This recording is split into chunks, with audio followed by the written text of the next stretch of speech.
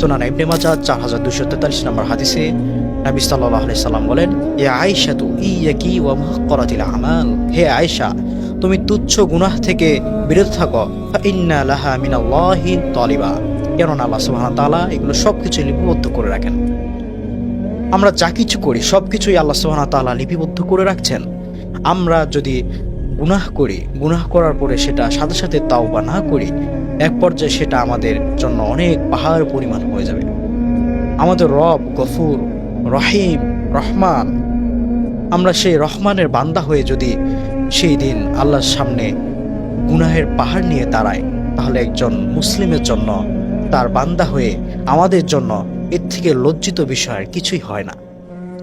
আমাদের রব কত দয়ালু, যার কাছে ক্ষমা চাইলে সবসময় ক্ষমা পাওয়া যায়। যতই অবাধ্যতা করি না কেন, সব ক্ষেত্রে তিনি আমাদেরকে ক্ষমা করেন এবং তিনি বলেছেন, বান্দা তুমি আমাকে ডাকো, আমি তোমাদের ডাকে সাড়া দেব, উদউনি আস্তাজিব লাকুম। কিন্তু আমরা মানুষ বারবার সেই রবের অবাধ্যতা হয়, কিন্তু কখনো তার দিকে ফিরি না। আমরা সারাদিন গুনাহ করছি, কিন্তু কখনো ভাবিনি এই গুনাহ আমাদেরকে কোথায় নিয়ে যাচ্ছে। আমরা সারাদিন খারাপ কাজ করছি, কিন্তু কখনো আমরা ভাবিনি এই গুনাহের কারণে একদিন আমাদেরকে আল্লাহ সুবহানাহু ওয়া তাআলার সামনে জবাবদিহি করতে হবে।